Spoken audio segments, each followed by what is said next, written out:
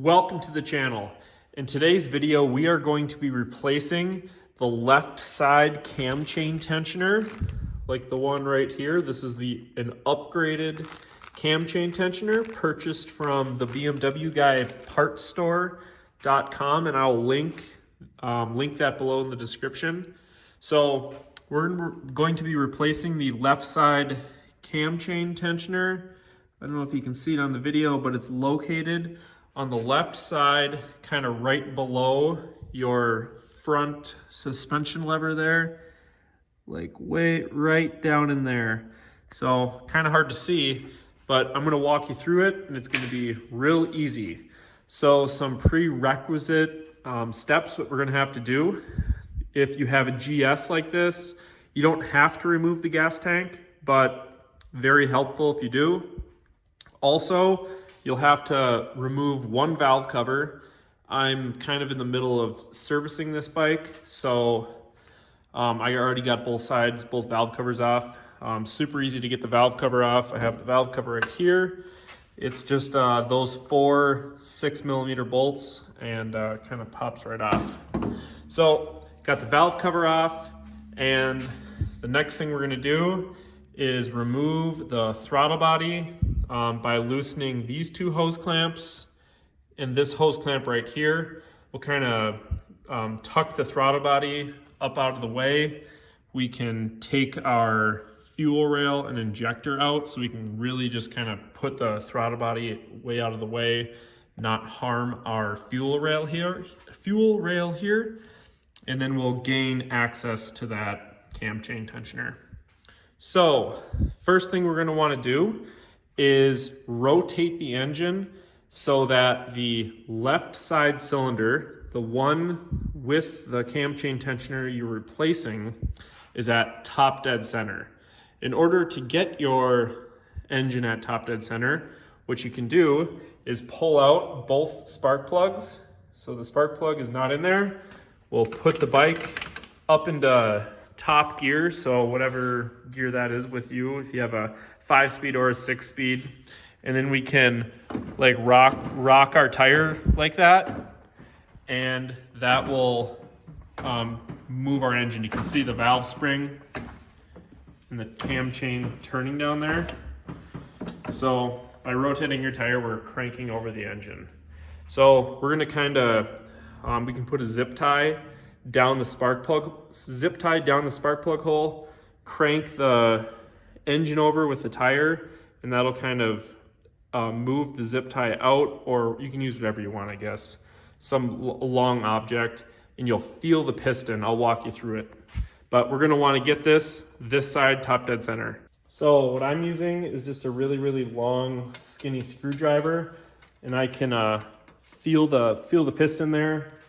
So I'm just going to hold this, and as I spin the wheel here, I can feel the screwdriver moving outward because the piston's pushing it, and I'm going to push it until just there when the screwdriver switches directions. So I'm going to go kind of back and forth and get that right at top dead center there. And then I'm going to feel the valves here to make sure that there's free play in the valves there. So I don't know if you can hear that on camera, but there's some free play in there. And if there's no free play in either of them, just put your screwdriver back in there and spin the engine over 360 degrees, because more than likely you're at top dead center overlap. That doesn't pertain to this video, but just put your engine to top dead center and make sure there's play. If there's no play, rotate your engine another 360 degrees. So now we will loosen these hose clamps I just talked about a second ago.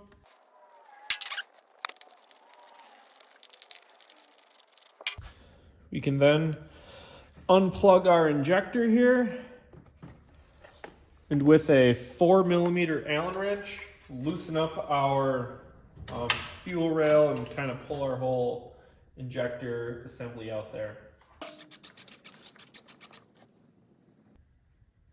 And then we can just pull our whole kind of injector, just set it aside. This fuel rail is very fragile, so we just want to let this kind of chill out right like that. And then we can push this intake runner, just push it right up into the air box. It'd be kind of difficult.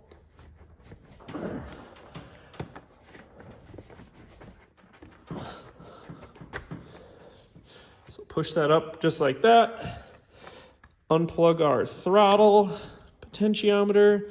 And then on the bottom side here, another 4mm bolt that holds a ground wire onto the throttle body.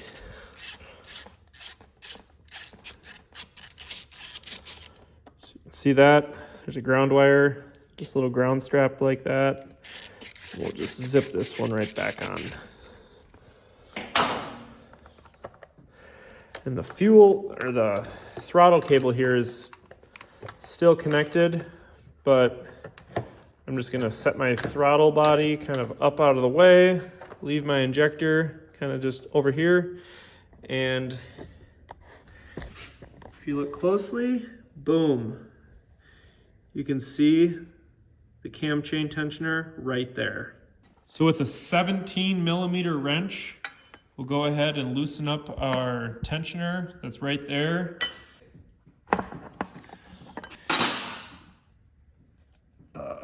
So I got it loose and I can get it out with my fingers, but I'm just doing little baby turns here.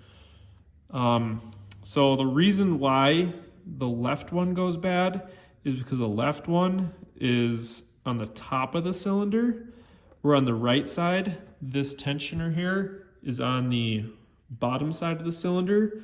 So these things use oil pressure from the engine's oiling system to push on the tensioner rail, and those tensioner rails are very prone to failure because the oil drains out of this when you park your bike or whatever. So the left side, they sell upgraded kits. Again, you can buy it at the BMW partsguy.com, and I'll have that link below in the description. So I got that out. Can go ahead and pull this straight up out of here. Just like that. Set that aside, and then there's a spring in here. Just like that. And then, don't panic, nothing's gonna fall into the engine. You can use a magnet and pull this little plunger out of there. So here is the one we just took out and the brand new one side by side. So let's take a look at the differences. So the one that I just took out kind of has like a channel, like a groove down there. You can definitely see that on the camera. See that wear spot. And then it has this spring, and that's pretty much it. It's just a hollow in there. And here's the upgraded one. So the upgraded one is just this plunger assembly that has a built-in spring right in that assembly there. So much higher quality. And again, this can be purchased from the BMW partsguy.com, linked below in the description. So installing our new one, we're just going to, just the plunger assembly without it, I know it sounds crazy, but you just kind of drop that into the engine. It's not going to fall in, and then you put that right on top of it, and then it should kind of just drop down, and should be able to feel that spring right there. So this new one here is actually a 16mm hex head. And one other thing that I forgot to go over is this procedure is going to apply to every single oil head, so that goes for the RTs, the GSs, just like the R1150Rs, the R1100S. This is going to apply to every R series bike, pretty much. All hex heads, all oil heads. So this would also apply to the newer, like an R1200 GS, non-liquid cooled. So like even an R1200 RT, R1200 GS, pretty much every R1200, R850, R1100, and R1150 model, excluding anything water cooled.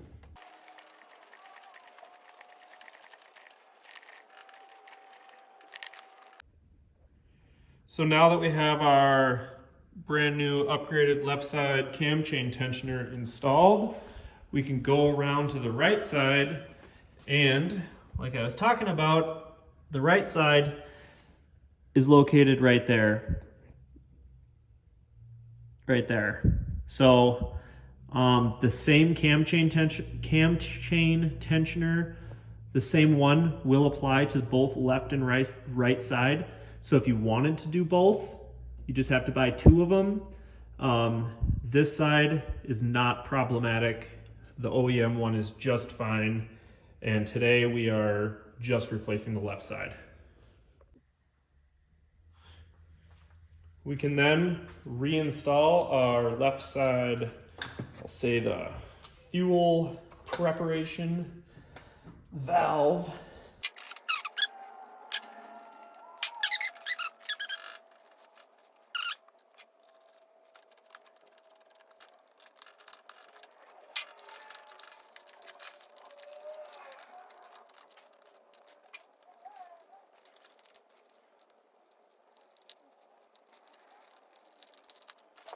We can then go ahead and throw our valve cover on.